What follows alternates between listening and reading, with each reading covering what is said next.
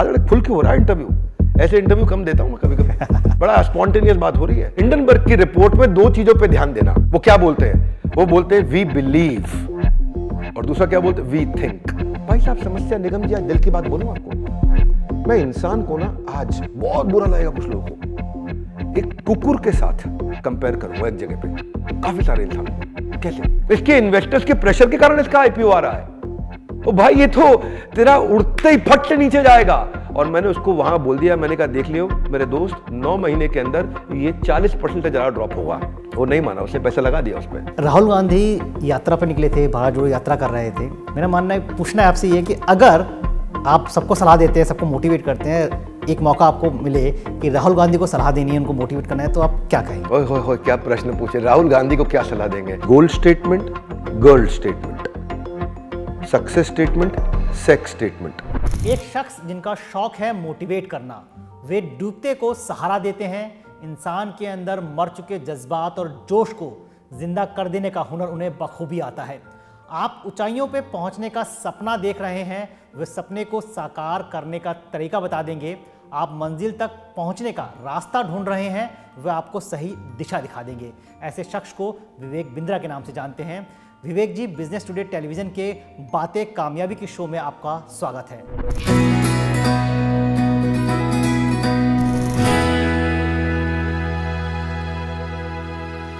Sir, पहला सवाल आपसे जानना चाहूँगा कि मोटिवेशनल स्पीकर, मैनेजमेंट गुरु, एंटरप्रेन्योर जैसे शब्द आपके प्रायवाची बन गए। इन शब्दों का जुड़ाव आपके साथ कैसे हुआ? ये कहानी कहाँ से शुरू होती है? कहानी की शुरुआत निगम जी वहीं से होती है जहाँ ज़रूरत पैदा होती है। आवश्यकता ही आविष्कार की जननी है, सबको मालूम है। और वहीं से परिवर्तन आता है। जितना तेज परिवर्तन लाएं, तो मैं कौन? I am the change. मैं एक वो परिवर्तन हूँ, और उस परिवर्तन को मैं लोगों को कम्युनिकेट करना चाहता हूँ with full conviction and clarity. मैं आज एंटरप्रेन्योरशिप को एनेबल करना चाहता हूं। भारतवर्ष के अंदर अगर कोई चीज प्रोग्रेस ला सकती है तो वो एंटरप्रेन्योरशिप ला सकती है, उसके अलावा कुछ नहीं। एक इकोनॉमी की ग्रोथ होती है हमेशा 3 चीजों से। पहली है कंजम्पशन, दूसरी है सेविंग, तीसरी है इन्वेस्टमेंट। सेविंग और इन्वेस्टमेंट भी कंजम्पशन बढ़ाती है, कंजम्पशन भी कंजम्पशन बढ़ाती है, और ये तीनों मिलकर फिर कंजम्पशन बढ़ाते हैं, तभी देश बढ़ता है। और इनके लिए आपको चाहिए एंटरप्रेन्योर। और एंटरप्रेन्योरशिप को एनेबल करने के लिए आज हमारा अस्तित्व, हमारी आइडेंटिटी, हमारा पर्पस, हमारी सांसें, हमारी नींद, हमारी जागृत अवस्था सब इसी के लिए है। हम हर वो काम करेंगे। पीछे न्यूज़ चैनल पे लोग बोल रहे थे कि आप अडानी के फेवर में बोल रहे हैं। अरे मैं वो बोले तो आप अडानी के एजेंट हो, वो बोले आप अडानी के स्पोक्स पर्सन हो, आप अडानी के लिए आए हो यहाँ पे। मैं बोला बिल्कुल ठीक कह रहे हो, मैं अडानी का एजेंट हूँ, मैं हर एंटरप्रेन्योर का एजेंट हूँ, मैं 13 करोड़ एमएसएमईज का एजेंट हूँ। मुझे मिलता कुछ नहीं इनकी एजेंसी के लिए, लेकिन इससे भारत को मिलता है। और जब खुशहाली आएगी तो हर पॉलिटिकल पार्टी का, हर बिजनेस का, हर इंसान का देश में फायदा होगा। और वही मेरा पर्पज है। मैं एंटरप्रेन्योरशिप को एनेबल करने के लिए जीवित हूँ। सर, आपने अडानी का जिक्र किया तो अडानी का सवाल मेरे जहन में आया कि इन समय जो अडानी को लेकर चल रहा है, अचानक से वो बहुत ऊपर गए, फिर अचानक से हिंडनबर्ग की रिपोर्ट आई, फिर उनका एक डाउन शुरू हो गया, फिर अब चीज़ें बैलेंस हो रही हैं। तो इस तरह की बिज़नेस में बहुत सारे बिजनेसमैन के साथ इस तरह की चीज़ें होती हैं कि उठना गिरना होता है। तो इस पूरी घटनाक्रम को आप किस नज़र से देखते हैं और क्या संदेश देना चाहेंगे आप उनके निवेशकों को? लोगों को ना, पहले तो क्या है मैं आपको समझाता हूँ। एक मेरे यहाँ पे माली काम करता है मेरे घर पे। उस माली से मैंने एक दिन पूछा, ये बागेश्वर बाबा धाम कौन है? बोले बहुत बड़े संत हैं, सब कुछ जानते हैं, बहुत जबरदस्त हैं। जब उनके ऊपर कंट्रोवर्सी आई, मैंने पूछा क्या विचार है आपका? बोले पहले मैं उन्हें बहुत बढ़िया मानता था, अब मुझे लग रहा है वो पाखंडी है। फिर उन्होंने आके कुछ पत्रकारों को लेकर ठोक दिया, प्रूफ कर दिया। मैंने कहा अब क्या मानना है? कह रहे नहीं वो बड़े संत हैं। आपको क्या समझ में आई? सब कुछ वही था, बागेश्वर बाबा भी वही थे, मेरा माली भी वही था। मीडिया पे पहले देखा संत लगे, मीडिया पे दोबारा देखा अरे गड़बड़ है, मीडिया पे तीसरी बार देखा नहीं संत हैं। यानी कि कहानियों से परसेप्शन बदलता है। और कैसे परसेप्शन एक माली का बदला वो दिखाई पड़ा आपको अडानी के केस में। मैं आपको समझा देता हूं, इसके पीछे की साइंस को समझो। हिंडनबर्ग एक ऐसी ऑर्गेनाइजेशन है जो कोर्ट में अमेरिका में केस में जीत जाती है। हमारे देश के इरोज इंटरनेशनल ने भी उसके ऊपर केस किया, चाइना की एक बहुत बड़ी फर्म ने उसके ऊपर केस किया। ये दोनों हार गए केस, इरोज भी हार गया, चाइनीज कंपनी भी हिंडनबर्ग के अगेंस्ट हार गई। अब आपको लगेगा इसीलिए हार गए होंगे क्योंकि हिंडनबर्ग ने सच बोला होगा? नहीं, इसलिए नहीं हारे। वो इसलिए हारे क्योंकि अमेरिका में ओपिनियन रखने की आजादी है। और हिंडनबर्ग की रिपोर्ट में 2 चीजों पे ध्यान देना। वो क्या बोलते हैं? वो बोलते हैं वी बिलीव, और दूसरा क्या बोलते हैं, वी थिंक। उनकी पूरी रिपोर्ट में ये दो चीजें मिली, वी बिलीव, वी थिंक। तो अमेरिका ने बोला इसकी रिपोर्ट सही है गलत है हमें क्या मतलब, वो तो उनका विचार है, विचार रखा। ये तो नहीं कह रहे कि भाई अडानी ने फ्रॉड किया है, वो कह रहे हमको लगता है, हो सकता है फ्रॉड किया हो। 10 लोगों की ऑर्गेनाइजेशन 3 साल पुरानी, लाखों लोगों की ऑर्गेनाइजेशन अडानी 30 साल पुरानी। हमारे देश में भुट्टा सेकने के लिए कोयले पे जैसे हवा दी जाती है, ऐसे ही हिंडनबर्ग ने हवा दे दी कि जी हम यहां पे अडानी ऐसा अडानी वैसा अडानी, सारे नंबर्स अडानी के। आप debt service coverage ratio, interest service coverage ratio, आप उनकी जो एसेट टू डेट रेशियो, ये सारे बेसिक रेशियो थे जिनकी जानकारी नहीं, पर पॉलिटिकल पार्टीज को मौका मिल गया है और उसके चक्कर में लोग अपने देश के खिलाफ बोलने की जरूरत नहीं है। अगर अडानी ने गलत किया पकड़ में आ जाएगा, चीजें सारे नंबर्स वापस आ चुके हैं। मैं बहुत न्यूज चैनल पे बात कर चुका हूं अडानी के विषय में, पर हिंडनबर्ग ऑर्गेनाइजेशन विश्वसनीय बिल्कुल नहीं है। न्यूयॉर्क स्टॉक एक्सचेंज में उसको रिपोर्ट बनाने के लिए अब इस समय बैन कर दिया गया है, वो वहां रिपोर्ट नहीं बना सकता क्योंकि वो शॉर्ट सेलर है। क्या होता है शॉर्ट सेलर मालूम है आपको, सबको मालूम है। वो क्या करता है, 100 रुपए के आइटम पे 70 का पोजीशन बना करके रिपोर्ट गलत निकाल करके 30 रुपए कमा के निकलता है। उसका धंधा है, वो बोलता है, वो खुद बोलता है। हम नहीं, आप नहीं बोल रहे, आप थोड़ी कह रहे हो निगम जी, मैं थोड़ी कह रहा हूं, वो तो खुद कह रहा है कि मेरा धंधा है लोगों की बदनामी करके पैसा कमाना। तो आप मानते हैं कि अडानी जी के साथ जो अभी हो रहा है, जिस दौर से वो गुजर रहे हैं, वो इससे बाहर निकल जाएंगे? वो निकले नहीं निकले, बॉटम ना आप जानते, टॉप ना मैं जानता। मेरा मुद्दा वो नहीं है वो निकले ना निकले, मेरा मुद्दा नहीं उन्होंने फ्रॉड किया नहीं किया। मेरा मुद्दा यह है कि अडानी के बिजनेस चल रहे हैं, अडानी के बिजनेस सेफ हैं, कैश फ्लोज हैं, रिकरिंग रेवेन्यू के बिजनेस हैं, धंधा वैसे का वैसा है, कागज ऊपर नीचे हुआ है। अडानी की कंपनी ओवर वैल्यूड थी, बहुत ओवर वैल्यूड थी, सबको पता है। उसमें इन्वेस्ट आपको नहीं करना चाहिए था, मुझको नहीं करना चाहिए था, सबको पता है। रिटेल इन्वेस्टर को नहीं जाना चाहिए क्योंकि प्राइस टू अर्निंग रेशियो ज्यादा थी, सबको पता है। आज उसका प्राइस करेक्शन हो गया है, पर धंधा ठीक है, अडानी सेफ है। निकल जाएंगे मतलब क्या, निकले हुए हैं, वो सेफ हैं, उनको कोई तकलीफ नहीं है। अडानी के धंधे ऑन हैं, चालू हैं, बस उनकी रैंक बदल गई, दूसरी रैंक से 15वीं रैंक 17वीं रैंक पे आ गए दुनिया में। क्या फर्क पड़ता है इससे, धंधा चल रहा है। आज जब गूगल में वैल्यूएशन ड्रॉप हुई 15% लोग निकाल दिए, फेसबुक में वैल्यूएशन ड्रॉप हुई 8% लोग निकाल दिए, अमेजॉन में वैल्यूएशन ड्रॉप हुई 9% लोग निकाल दिए, अडानी की वैल्यूएशन 50% ड्रॉप हुई, एक आदमी नहीं निकाला। अरे धंधा चल रहा है मेरे भाई, कागज ऊपर नीचे हुआ है, इसलिए भ्रमित मत होइए। मैं एंटरप्रेन्योर्स के साथ में उनका एडवोकेट बिना पैसे लिए हमेशा खड़ा रहूंगा। मुझे देश के एंटरप्रेन्योर्स को आगे बढ़ाना है। ये आपके पहले प्रश्न का भी उत्तर है, दूसरे प्रश्न का भी उत्तर है। चलिए अब इस मुद्दे से बाहर निकलते हैं। सर आप मैनेजमेंट गुरु हैं, ठीक है, आप मोटिवेशनल स्पीच देते हैं, लोगों को मोटिवेट करते हैं। मैं इसको दो तरीके से जोड़ रहा हूँ कि एक ज़माना था कि नुक्कड़ पे गांव देहात में लोग ज्ञान देते थे, बैठ के बड़े बुजुर्ग बताते थे तो लोग भागते थे दूर कि यार ज्ञान फैल रहा है, भागो। आपने एक ऐसा सम्मोहन बांधा कि लोग आपकी स्पीच सुनने के लिए आते हैं, आपके पास खींचे चले आते हैं। ये क्या जादू है, ये कौन सा सम्मोहन है? कौन सा सम्मोहन, कौन सा जादू? ये जादू हर वो व्यापारी कर रहा है जो कस्टमर की प्रॉब्लम को ऐसे सॉल्व कर रहा है कि कस्टमर आपके बिना अपने आप सॉल्व ना कर पाए।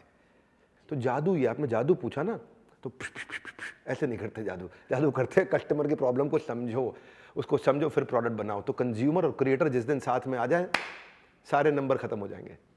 विवेक बिंद्रा का सक्सेसफुल होने का असली मंत्र क्या है? सक्सेस की परिभाषा कैसे गढ़ेंगे? सक्सेस की कोई परिभाषा नहीं, सक्सेस की परिभाषा है ट्रस्ट। जब लोग आप पे विश्वास करते हैं आप सफल है।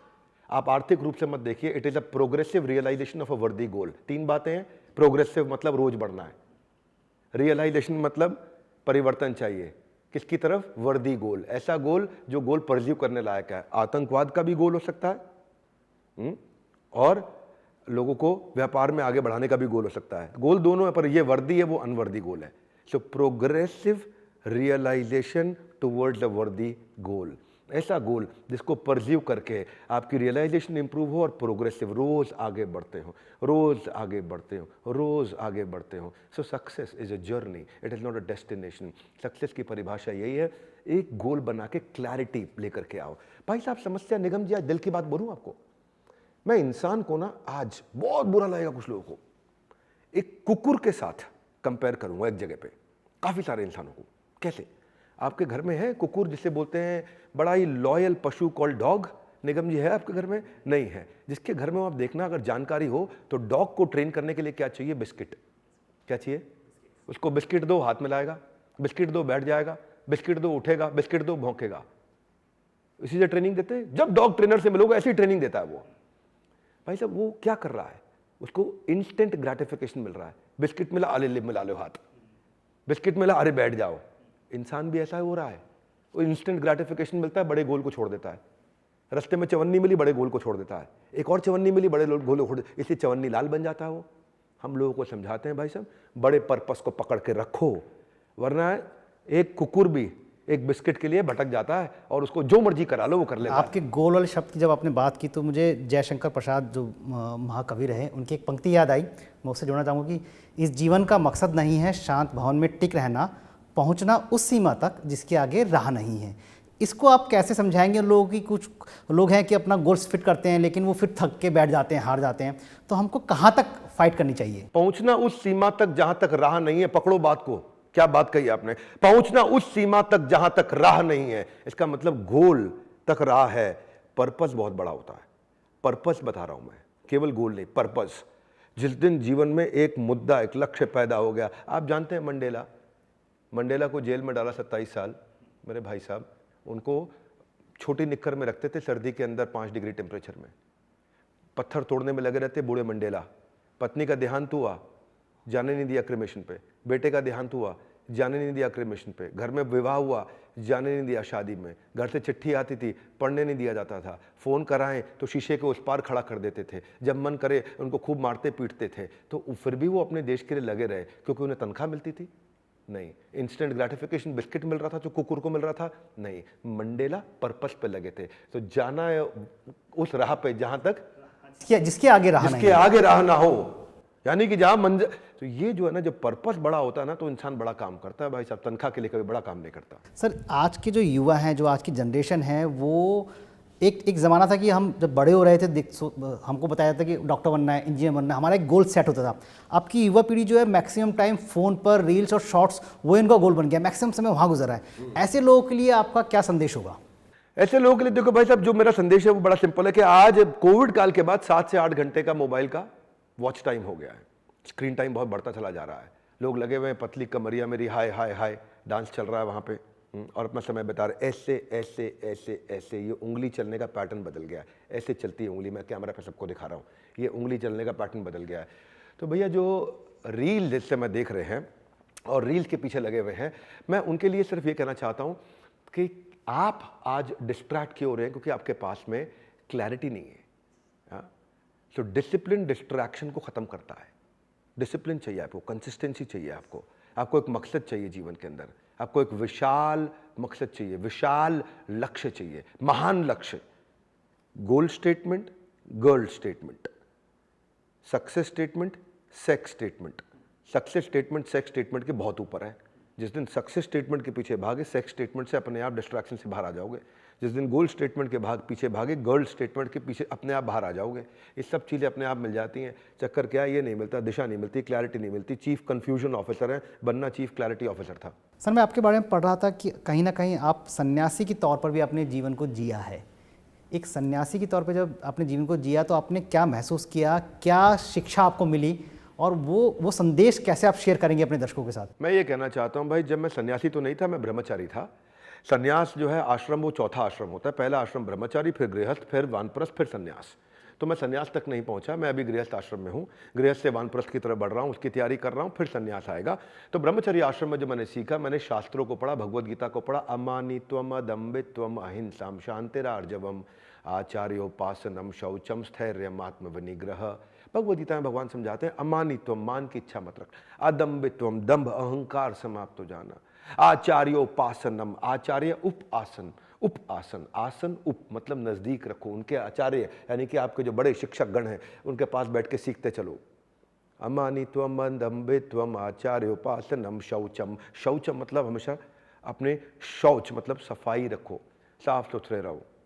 स्थैर्यम, स्थिर रहो। आत्मविनिग्रह, अपनी इच्छाओं को रेगुलेट कर सको। जैसे कछुआ खतरे को देख करके अपने लिम्स को अंदर कर लेता है, वैसे ही सेल्फ ग्रेटिफिकेशन की अपॉर्चुनिटी को देख के महान लक्ष्य वाला आदमी अपनी इच्छाओं को तुरंत अपने अंदर वश में कर सके। तो उसके बाद ऐसा व्यक्ति डिसिप्लिन, उसको फिर देखो ऐसा ही आदमी इतिहास रचता है भाई साहब। हाँ, इसीलिए भगवत गीता पढ़ाता हूँ मैं। भगवत गीता में फोकस इसीलिए करता हूँ। लोग गीता का मतलब हिंदू मुस्लिम सिख ईसाई से कतई नहीं है कहीं पे भी। उसमें जो श्लोक दिए, जो चर्चा दी हुई है, जो महान चर्चा दी हुई है उसके अंदर, अर्जुन के प्रश्न कृष्ण के उत्तर, अर्जुन के प्रश्न कृष्ण के उत्तर, रियल क्राइसिस के अंदर हुआ है भाई साहब। यूक्रेन और रशिया का जब वॉर हुआ ना, तो कभी बम चले कभी रुके, वहाँ कंटिन्यूस बम चल रहे थे, तीर चल रहे थे, लगातार चल रहे थे। उसके बीच में इतनी भयंकर चर्चा हुई कि आज तक रेलेवेंट है। कोई गीता के अंदर अब तक अमेंडमेंट नहीं हुआ, कॉन्स्टिट्यूशन में अमेंडमेंट हुआ है। गीता के श्लोक आज भी वही 700 के 700 हैं, जितनी बार पढ़ते हैं नया अर्थ निकल कर आता है। तो मैंने ब्रह्मचर्य आश्रम से क्या सीखा? मैंने सीखा वहाँ से कि कैसे अपने आप को रेगुलेट करके अपने लक्ष्य की तरफ लगातार बढ़ा जा सकता है, और वही लोगों को कम्युनिकेट भी करता हूँ। उसकी नज़र कहाँ पे, हम किस गली जा रहे हैं, अपना कोई ठिकाना नहीं। आपने गाना सुना? ये नॉनसेंस गाना है। हम किस गली जा रहे हैं, तुम्हें पता ही नहीं तुम किस गली जा रहे हो, तुम्हारा कोई ठिकाना नहीं। भाई साहब गोल्ड स्टेटमेंट को पकड़ना आना चाहिए। 7 समंदर पार में तेरे पीछे पीछे आ गया, ऐसा वो गाना फिर भी ठीक है। हाँ, लड़की के पीछे नहीं, गोल के पीछे। आपने सही बात बोली कि हम किस गली जा रहे हैं, लोगों को पता ही नहीं है। जो नए एंटरप्रेन्योर हैं उनको क्या सलाह देंगे, उनको क्या दिशा पकड़नी चाहिए ताकि वो अपने मुकाम तक पहुंच सकें? अक्सर लोग भटक जाते हैं। नहीं, भटकते तो बाद में, शुरुआत ही गलत है उनकी। बात भटकते तो तब है ना जब चल पड़े। How to start a startup entrepreneur, उसका जब बिजनेस स्टार्ट करना है तो स्टार्टिंग किससे होनी चाहिए? पहली स्टार्टिंग होनी चाहिए प्रॉब्लम से। किसकी? ढंग से समझे, उस कस्टमर की जिसकी प्रॉब्लम को समझना है। उसके बाद अब मैन पावर चाहिए बढ़िया, फिर प्रोडक्ट बनाएं। लोग पहले प्रोडक्ट बनाते हैं, पहले बेचने की बातचीत करते हैं, पहले प्रॉफिट दिमाग में लाते हैं, प्रॉब्लम और प्रॉस्पेक्ट और पर्पस को भूल जाते हैं। तो वहाँ से शुरुआत हो तो वो ठीक रहता है। सर, आपने बताया कि नए एंटरप्रेन्योर को क्या करना चाहिए। एक सवाल आपसे लेंगे कि पाश एक कवि हैं, पंजाबी कवि, उनकी कविता है बड़ी खूबसूरत सी कि सबसे खतरनाक होता है हमारे सपनों का मर जाना, ना होना तड़प का सब कुछ सहन कर जाना। सपने क्या हैं और सपने देखना क्यों ज़रूरी है किसी भी युवा के लिए?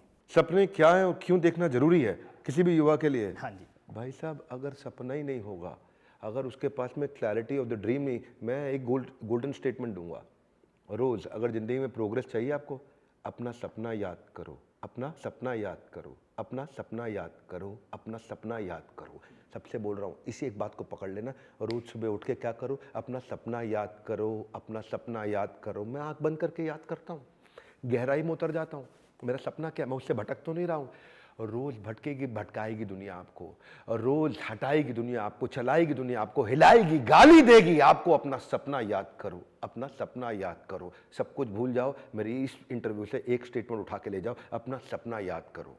बस अपने को मरने नहीं देना चाहिए। मैं कह रहा हूँ रोज याद करोगे तो जिंदा रहेगा, जीवित रहेगा, विशाल होगा, बड़ा हो जाएगा। माइंड जिधर फोकस करता है वो बड़ा हो जाता है। माइंड नेगेटिविटी पे फोकस करता है वो बड़ी हो जाती है। माइंड सोल्यूशन पे फोकस करता है वो बड़ा हो जाता है। अपॉर्चुनिटी पे फोकस करता है, अपॉर्चुनिटी बड़ी हो जाती है। आप डिफिकल्टी, पॉसिबिलिटी, अपॉर्चुनिटी जिस पे फोकस करोगे बड़ा हो जाएगा। अपने सपने को फोकस करोगे बड़ा हो जाएगा। इसीलिए आपसे भी निगम जी, अगर आगे बढ़ना है ना आपको भी जीवन में, तो क्या करो? अपना सपना देखते रहो, अपना सपना याद करो। आपने बड़ी बड़ी कंपनियों में जाके लोगों को मोटिवेट किया है, स्पीच दिए हैं, बड़ी बड़ी कंपनियां आपको बुलाती हैं।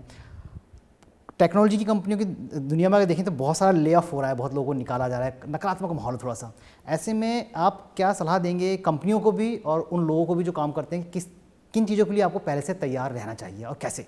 कंपनी को ना 3 चीज़ों पे तैयार रहना चाहिए निगम जी। कितनी चीज़ें आप भी याद रखिए, बाकी सबको बताता हूँ। Cash, growth, profit. जिस धंधे में ये 3 चीज़ें हैं, कैश मतलब माल बेचने से पहले या माल बेचते ही तुरंत पैसा आए, कैश फ्लो अच्छा रहना चाहिए। जितना गया उससे ज़्यादा आया, फाइनेंस ये है। 3 चीज़ों का फाइनेंस है, समझ लीजिएगा।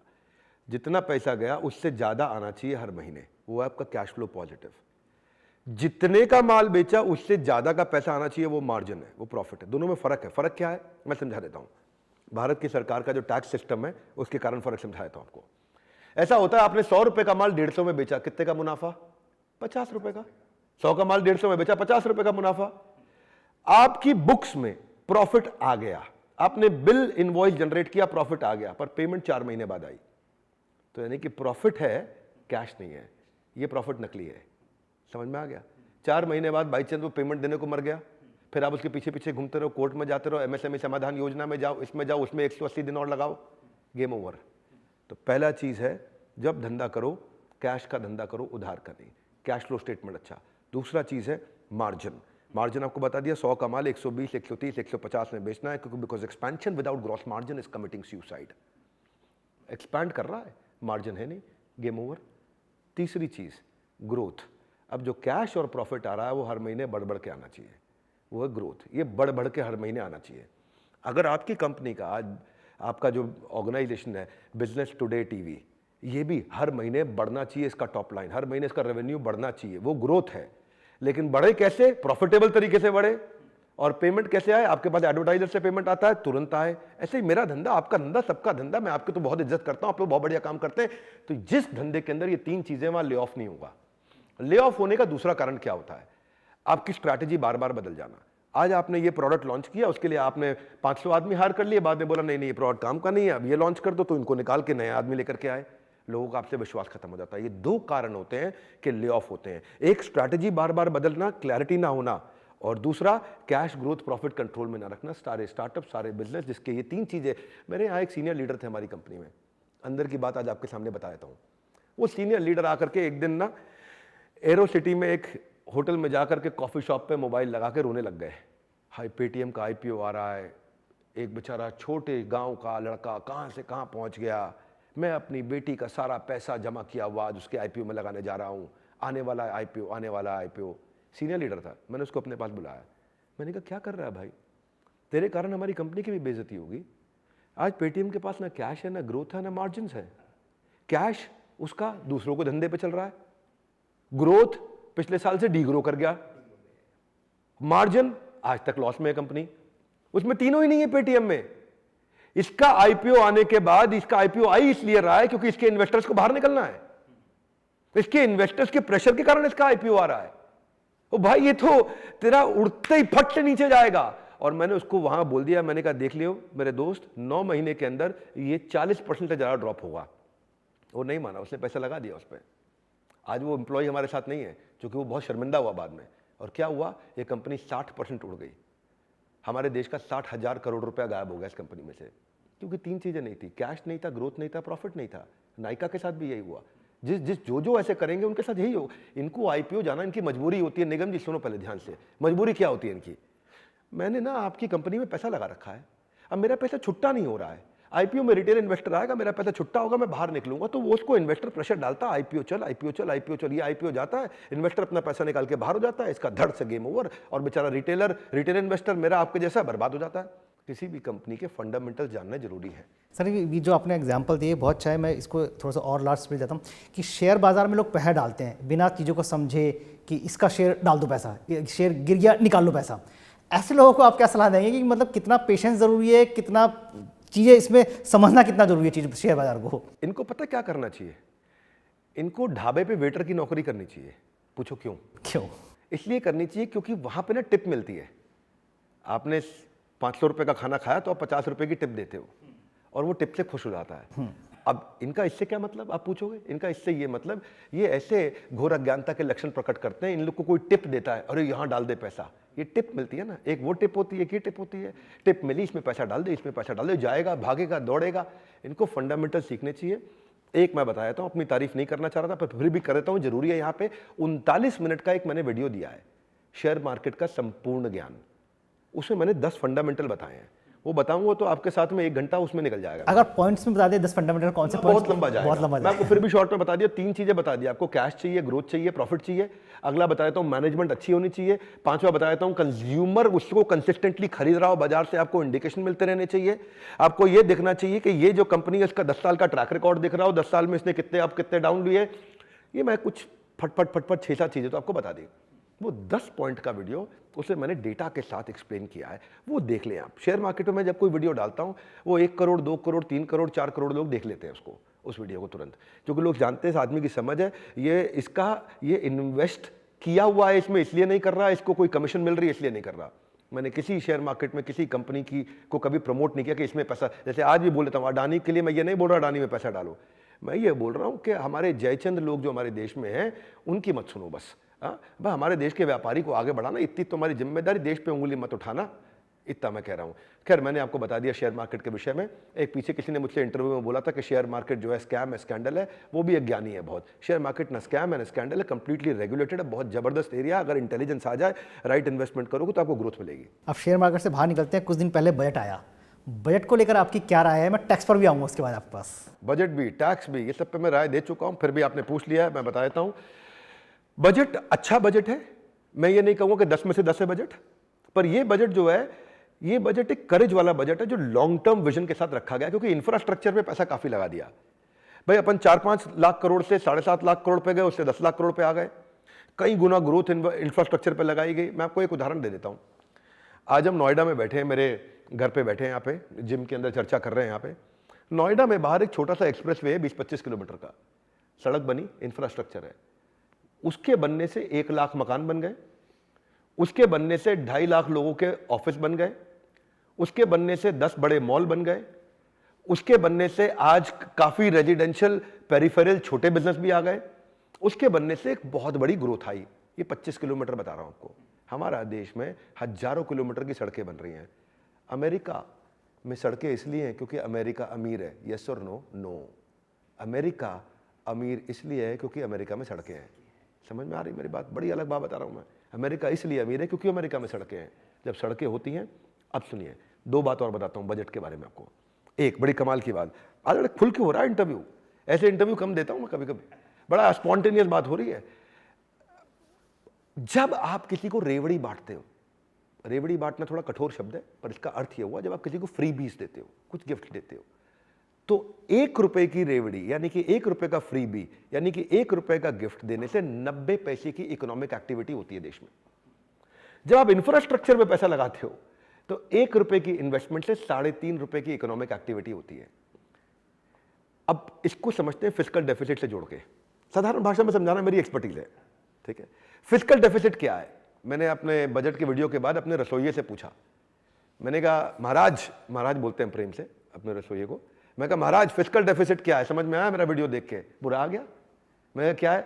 बोला ज्यादा पैसा अगर देश में आया और कम खर्च हुआ तो फिस्कल सरप्लस, और ज्यादा पैसा देश से खर्च हो गया, देश की इनकम कम हुई तो फिस्कल डेफिसिट। सिंपल हो गया। तो अगर एक बावर्ची, जिसको महाराज, जिसको शेफ, जिसको एग्जीक्यूटिव शेफ, सू शेफ बोलो, वो भी समझ गया। अब इसको जोड़ते हैं। निगम साहब, फिस्कल डेफिसिट 2 तरह के होते हैं। ये तो आपके साथ चलते चलते आज मैक्रो इकोनॉमिक्स की क्लास भी हो रही है साधारण भाषा में। फिस्कल डेफिसिट 2 तरीके हैं। एक फिस्कल डेफिसिट मैंने खर्चा ज्यादा कर दिया, इनकम कम हुआ, लेकिन रेवड़ी बांट के। एक फिस्कल डेफिसिट जिसमें मैंने खर्चा ज्यादा कम कर दिया, इनकम कम करी, लेकिन इंफ्रास्ट्रक्चर पे इन्वेस्ट करके। पैसा मेरा यहां भी ज्यादा खर्च हुआ, पैसा यहां भी ज्यादा खर्च हुआ, पर ये इन्वेस्टमेंट है, मुझे रिटर्न देगा आगे चल के। ये मेरा खत्म हो गया, साफ हो गया, इससे कोई रिटर्न नहीं आएगा आगे चल के। ये आएगा तो बहुत कम आएगा, मार्जिनल आएगा, बिल्कुल नहीं आएगा कहना भी गलत हो जाएगा। यहां पे मेरे को बड़े रिटर्न मिलेंगे, इसलिए इसको ऐसे समझ लो, यहां पैसा खर्च हुआ है, यहां पैसा निवेश हुआ है। 2 तरह के फिस्कल डेफिसिट हैं। तो इस सरकार के इतने इलेक्शंस आने के बावजूद, मेरे ख्याल 10-11 राज्यों में इलेक्शन हो रहे हैं, नॉर्थ ईस्ट में पूरा हो रहा है, साउथ में हो रहा है, थोड़ा बीच में हो रहा है देश के, इतने इलेक्शन हो रहे हैं, जनरल इलेक्शन आने वाले हैं, आखिरी बजट है इनका। मैंने सोचा था निगम साहब इस बार कुछ ना कुछ ये सरकार ढील देगी। ये भी ले लो, ये भी ले लो, ये भी ले लो, बिजली ले लो, पानी ले, सब कुछ ले लो, हमसे फ्री में ले लो। कुछ नहीं किया उन्होंने। पता नहीं, समाव सरकार को डर नहीं लगता है इसको। समाव मैं समझता हूँ कि बड़ी करेजियस सरकार है। सरकार किसी भी पार्टी की हो, लेकिन जब भी बजट आता है टैक्स की बात जरूर होती है। वो और इसलिए टैक्स, मैं आपको बताता हूँ, इसको मैं एक नई तरीके से समझाता हूँ आज आपको निगम जी। हमारे देश में टोटल 3.25-4 करोड़ लोग टैक्स फाइल करते हैं। देश में लोग कितने हैं? 140 करोड़ से ज्यादा हैं। अभी कईयों का आधार नहीं बना, अंदर की बात ये है। सच बात है। 140 करोड़ से ज्यादा लोग हैं हमारे देश में, ठीक है। उसमें से कितने लोग टैक्स फाइल कर रहे हैं? 4 करोड़। उसमें से 2,80,00,000 लोग टैक्स फाइल कर रहे हैं, 0। कितना कर रहे हैं? 0। काम का टैक्स देने वाले लोग कितने हैं? 1 करोड़। अब सरकार कहती है यार 140 करोड़ पे दिमाग लगाएं कि 1 करोड़ पे दिमाग लगाएं। और जो टेलीविजन देख रहे हैं और जो डिबेट में आते हैं और पूछते हैं, देखते हैं, वो ये 1 करोड़ ही हैं। वो टॉप 15 शहरों के प्रोफेशनल नौकरी करने वाले बेचारे। इसलिए सरकार इस पर टैक्स पे बहुत ज़्यादा दिमाग नहीं लगाती। उसका कारण इनकम टैक्स पे बोल रहा हूँ, जीएसटी पे नहीं बोल रहा। जीएसटी पे लगाती है। जीएसटी 10.25 लाख करोड़, 10.5 लाख करोड़ से 13.25 लाख करोड़ हो गया। 25% ग्रोथ लेकर के आई निर्मला ताई, आपको बहुत बधाई है। जीएसटी आने का मतलब पता क्या होता है? ज़्यादा, कई लोग सोचेंगे अज्ञानता में, जीएसटी ज़्यादा आने का मतलब तो ये हो गया कि सरकार हमको लूट रही है। नहीं, जीएसटी ज़्यादा आने का मतलब है कंजम्पशन बढ़ी है। जीएसटी ज़्यादा आने का मतलब है इकोनॉमिक एक्टिविटी बढ़ी है। जीएसटी किस पे देते हो? साबुन पे, तेल पे। जीएसटी किस पे देते हो? कपड़ा खरीदने पे। आप पहले कम कपड़ा खरीदते थे निगम जी, इस साल ज़्यादा खरीद रहे हो, तो उसका मतलब आपने इकोनॉमिक एक्टिविटी करी, मतलब आपका पर्सनल डिस्पोजेबल इनकम बढ़ा। पर्सनल डिस्पोजेबल इनकम बढ़ा इसलिए बढ़ा क्योंकि देश आगे प्रगति कर रहा है। जीएसटी में आ रहा है। इनकम टैक्स में सरकार बहुत ध्यान कभी भी नहीं देगी, मैं बता सकता हूं। लेकिन सर, देखें, टैक्स देने वाला जो तबका है, उसकी टैक्स देने में कौन टूट रही है? गाड़ी लो तो टैक्स रोड दो टैक्स तो मैं कहीं ना कहीं आपको लगता है समझा तो रहा हूं, ये तबका बहुत छोटा है। तो इसी की कमर टूटी पड़ी है। आपको ये तबका बार बार दिखाई पड़ रहा है क्योंकि आपका तबका कमेंट करता है आपके वीडियो के नीचे।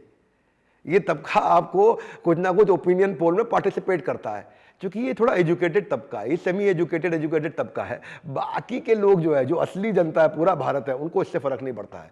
वो खाली इसकी बात करते हैं। टैक्स फाइल कर कितने बात बता तो दिया आपको, 1.25 करोड़ लोग काम किए जो टैक्स फाइल कर रहे हैं। जो बेचारे ईमानदारी से टैक्स फाइल कर रहे हैं उनको कहीं ना कहीं सरकार को थोड़ी सी राहत दे देनी चाहिए। हाँ, ये आपने ठीक कहा। जो ईमानदारी से, जब इतने कम लोग पूरे देश को चला रहे हैं, इस 1.25 करोड़ लोग 140 करोड़ का खर्चा उठा रहे हैं, तो उनको राहत देनी चाहिए। मैं बताता हूँ राहत कैसे देनी चाहिए। राहत 2 तरीके से देनी चाहिए। मैं थोड़ा आउट ऑफ लीग बताऊंगा, काम की बात बताऊंगा, वैल्यूएबल बात बताऊंगा। 2 तरह से राहत देनी चाहिए सरकार को। पहली राहत ये देनी चाहिए कि मेरे भाई निगम जी, आपने इतना टैक्स दिया यार, आप तो बहुत बढ़िया आदमी हो, एयरपोर्ट में आप लाइन पे क्यों लगे हो? आप टैक्स पेयर हो, आपकी अलग लाइन लगवाते हैं। एम्स में आपको बेड नहीं मिल रहा, आपके लिए स्पेशल रिजर्वेशन रखते हैं बेड का। आपको आज कोई फैसिलिटी नहीं मिल रही है, आपको आधार बनने में देर लग रहा है, आपको पासपोर्ट वीजा इमिग्रेशन के लिए डिले हो रहा है, आपने पासपोर्ट रीअप्लाई कराया, रिन्यू कराया, आपका पासपोर्ट आना चाहिए 24 घंटे में, बाकी आ रहा 24 दिन में, आपका 24 घंटे में आना चाहिए। टैक्स पेयर को सरकार एक छोटा सर्टिफिकेट देती है जिसको लेके किधर घूमे कोई फायदा नहीं। टैक्स पेयर को ये सारे, क्योंकि जिस व्यवहार पे दोगे पुरस्कार उसी को दोहराया जाएगा बार बार। An effort which is appreciated gets repeated. Number 2, tax payer को और क्या फायदा होना चाहिए? दूसरा, टैक्स पेयर के लिए इन्हें क्या करना चाहिए था कि टैक्स पेयर को छोड़े, जो टैक्स का चीटर है उसको पकड़े, इनकम टैक्स वहां से निकाल के लाए। आज बहुत सारे लोग ऐसे हैं जो टैक्स इवेजन कर रहे हैं, उनको पकड़े। बहुत सारे ऐसे हैं जिनको पकड़ नहीं पाया, उसके भी 14-15 तरीके हैं टैक्स इवेजन के। एनीवेज, ये फेसलेस हो रहे हैं इसको लेकर के। टेक्नोलॉजी, AI, ML से इन्होंने बहुत काम किया है। मैं ये नहीं कहूंगा कि सरकार काम नहीं कर रही है, मैं ये कहूंगा कि इस पर और काम किया जा सकता है। जो टैक्स चोरी कर रहा है वहां से कमाई बढ़ाएं, जो बेचारा ईमानदारी से दे रहा है उसकी कमर ना तोड़े। इसमें मैं आपके साथ हूं, लेकिन मैंने 2 बातों के साथ इसको डिटेल में समराइज किया। चलिए अब एक अलग चीज पूछता हूँ आपसे। डिटेल में समराइज होता नहीं है, मैं भी कुछ बोल देता हूँ स्पॉन्टेनियस इंटरव्यू में। तो राहुल गांधी यात्रा पर निकले थे, भारत जोड़ो यात्रा कर रहे थे। मेरा मानना है, पूछना है आपसे ये कि अगर आप सबको सलाह देते हैं, सबको मोटिवेट करते हैं, एक मौका आपको मिले कि राहुल गांधी को सलाह देनी है, उनको मोटिवेट करना है, तो आप क्या कहेंगे? ओए होए होए, क्या प्रश्न पूछे। राहुल गांधी को क्या सलाह देंगे? राहुल गांधी जी का पीछे किसी के थ्रू हमसे मिलने के लिए इनविटेशन आया था। मैं उनसे मिलूंगा, उनको प्राइवेटली सलाह दूंगा, पब्लिकली नहीं बताऊंगा। चलिए ठीक है सर। बस आखिर के 1-2 सवाल और आपसे पूछूंगा कि हर व्यक्ति की ज़िंदगी में संघर्ष होता है, आपके जीवन में भी संघर्ष रहा, ठीक है, और हर सक्सेस हासिल कर चुके एक इंसान के पीछे कोई ना कोई एक महिला या कोई ना कोई एक इंसान ज़रूर होता है। आपके पीछे वो कौन लोग रहे जिन्होंने आपको वहाँ तक पहुँचने में मदद की, या आपका साथ दिया, या आपको मोटिवेट किया? 3 लोग जिन्होंने मेरी मदद करी। मेरे आंसर में क्लैरिटी होती है। पहला, मेरे गुरुजी, जिन्होंने मुझे ये दिशा दिखाई, कहा कि आप भगवद गीता लीजिए और बिजनेस और मैनेजमेंट की पढ़ाई कराइए, क्योंकि आपने मैनेजमेंट की पढ़ाई भी करी है, शास्त्रों की पढ़ाई भी करी है, इन दोनों पढ़ाई को जोड़ के देश की मदद करिए। तो पहला, मेरी सक्सेस की शुरुआत से लेकर अंत तक जो भी मेरे को अच्छा मिला उनके कारण, जो गलती हुई है मेरे कारण।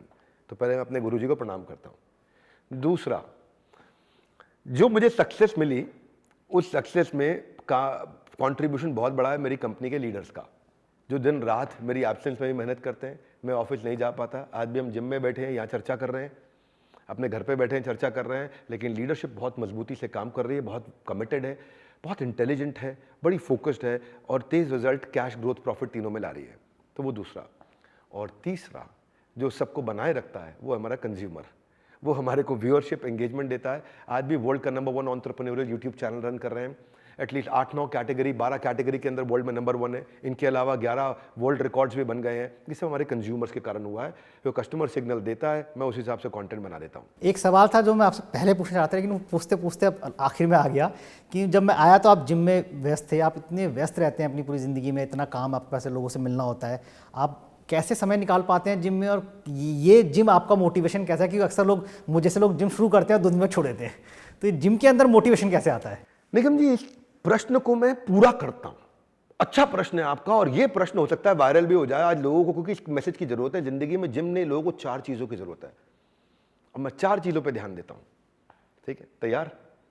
पहली चीज होती है, मैं 4 चीजों को ऐसे समझाता हूं, एक ये, एक ये, एक ये, और एक जेब।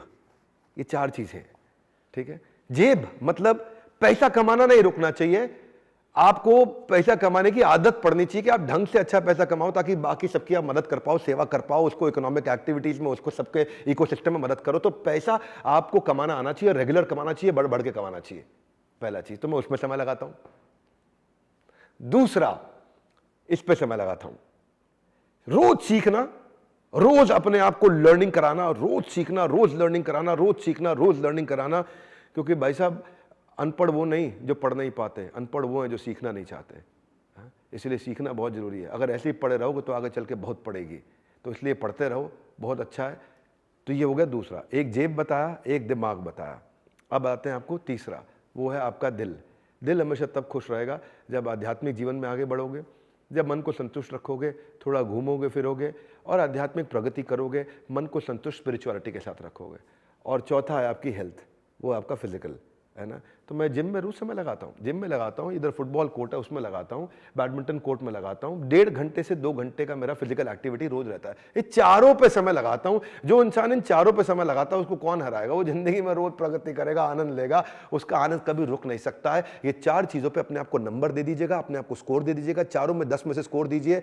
हेल्थ में कितना काम कर रहे हैं, स्पिरिचुअल लाइफ में कितना काम कर रहे हैं, लर्निंग पे कितना काम कर रहे हैं, फाइनेंशियल लाइफ पे कितना काम कर रहे हैं। बस ये 4 में 40 में से जब अपने आप को 35 के ऊपर देखेंगे टोटल, तो आप समझ लीजिए जीवन ठीक है। नहीं तो जिस एरिया में गड़बड़ है उसको ठीक करना शुरू कर दीजिए। अक्सर जब लोग बिजनेस शुरू करते हैं तो बहुत कुछ पढ़ते हैं, जो स्पेशली जो पुरुष होते हैं उनके लिए काफ़ी कुछ होता है, लेकिन जब महिलाएं कोई बिजनेस शुरू करती हैं, ठीक है, तो उनके सामने चुनौतियां बहुत ज़्यादा होती है कोई भी बिजनेस शुरू करने में। तो ऐसी महिलाओं को आप क्या सलाह देंगे कि बिजनेस शुरू करते समय उन्हें किस बात का ध्यान रखना चाहिए? महिलाओं पर ना लोग ट्रस्ट नहीं करते हमारे देश में।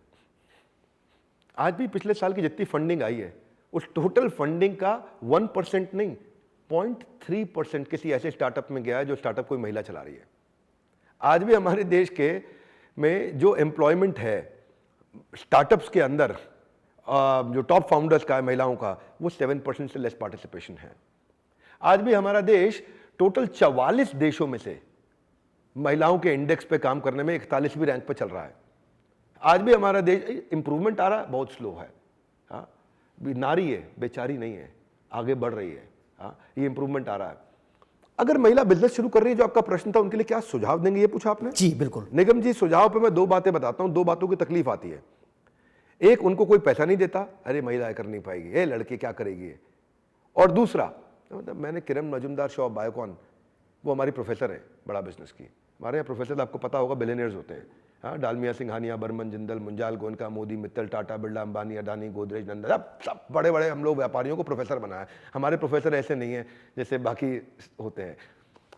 तो किरण मजूमदार शॉ मुझे बता रही थी कि जब मैंने बिजनेस शुरू किया, विवेक जी, लोग विश्वास नहीं करते। होटल में कमरा लेने में ऐसे देखते थे, अकेली जा रही है, कोई लफड़ा है, कोई चक्कर है। बिजनेस मीटिंग के लिए जाते लोग विश्वास नहीं करते, इन्वेस्टमेंट के लिए विश्वास, एम्प्लॉयज नहीं आते थे हमारे पास, लीडर्स नहीं आते थे।